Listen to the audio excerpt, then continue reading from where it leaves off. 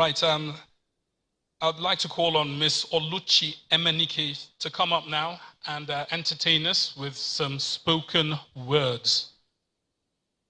Please, let's welcome her with a round of applause.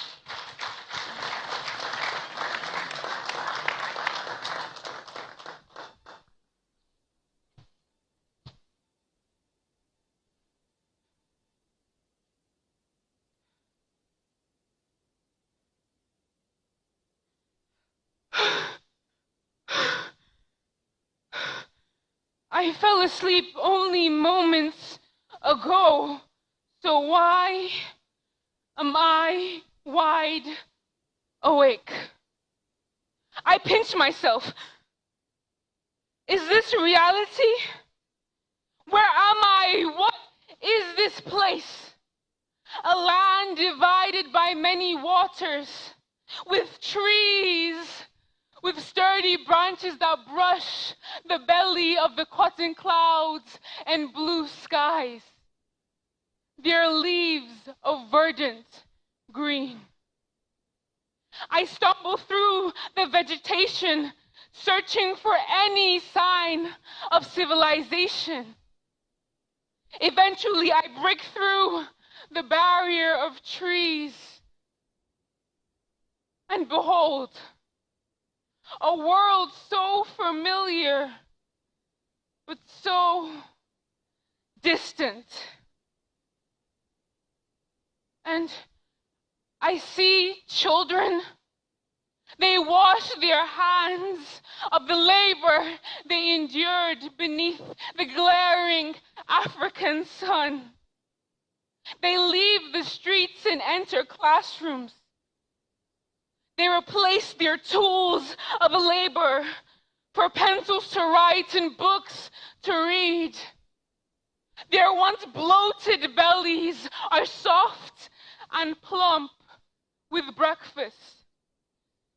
Their young feet no longer callous from wandering on sun-beaten roads. They are seated and learning. And though some were rich and some were poor, they all sang the same song. Girls walk to school without fear. Young boys can dream of a better future that is certain. Parents are no longer sick with worry for their children who play on the street till sunset. I inhale deeply, and as clean air fills my lungs, my heart is pervaded by the warmth of freedom. In the distance, I hear the hum of machinery and a forming crowd. I move closer to the sound, moving past the throng of bodies. Around me, people celebrate, saying, "Our refineries are working again. Our rubber factories and textile factories are bustling again. We are mining and producing more metals than ever. There is so much joy. There are jobs, and most importantly, dignity in labor. The youth are free to think, to innovate, and the old,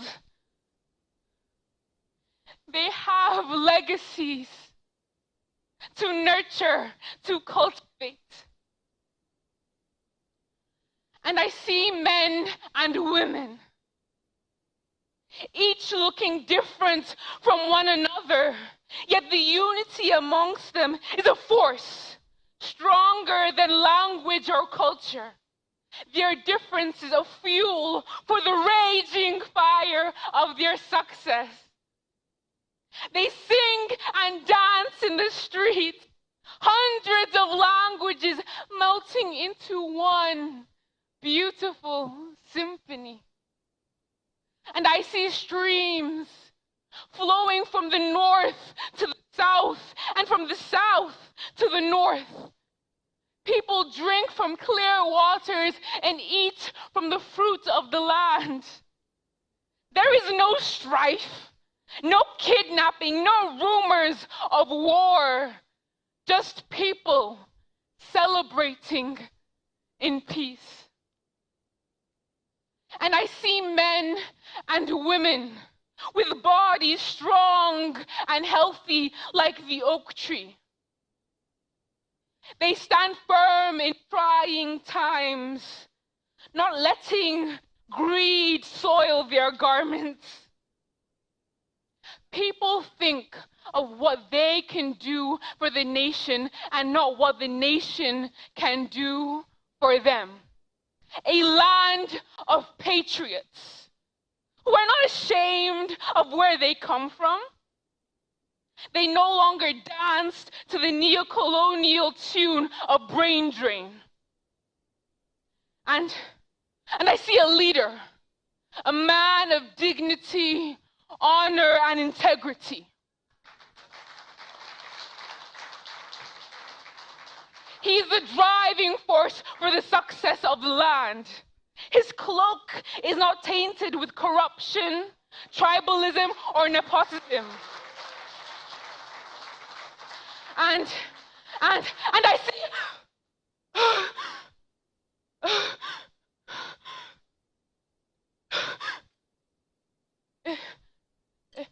it was just a dream.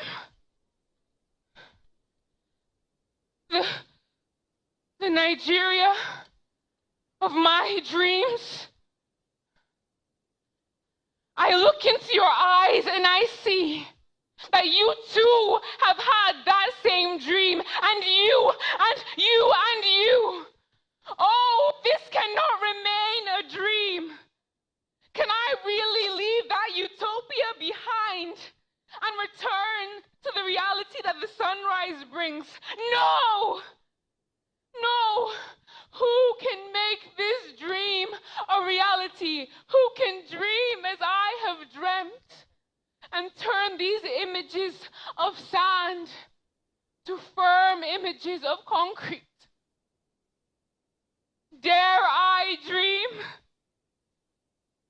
Yes. Yes, I dare to dream, because reality begins with a dream.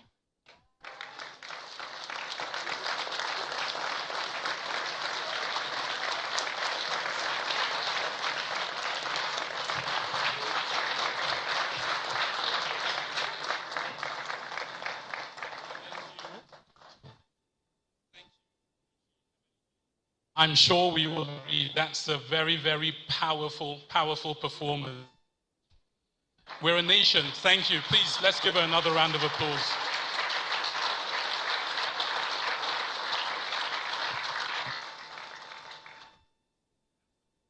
I will not soon forget. Honestly, it's very, very touching. And to come from one so young, should surely give us the hope that we will need to build the country of our dreams. We need to start laying the foundations. It's like planting a tree, they say. You plant the tree not so that you might enjoy its shades, but you do it so that somebody else tomorrow will enjoy the shade. And if we continue in that light, we would have succeeded in setting down mechanisms that will, birth a powerful nation. But talking about the arts, there have been some disturbing conversations going on recently about, the conduct of certain Nigerians, what we do, what we don't do. We are questioning our moral and principle standing. I believe we are not using the arts well enough, because the arts are the most powerful medium of education. Not to have somebody like me come and stand in front of a hall and tell a group of young kids what is right and what is not right. I think we need to use the arts a lot more. Take music, for example. Music is a strong system of messaging. What are we doing with music in Nigeria? What are the youth listening to? Because it is miseducating them in some instances. I believe we can do more in that regard. And it's for this very reason, we need people who are grounded in principles, people with very, very strong character, to form a vanguard that would lead the nation into a better light. Nation building is not an organic thing, it's a deliberate thing, and few men and women have what it takes to make it happen. But I believe we can do more using the arts by way of educating our youth.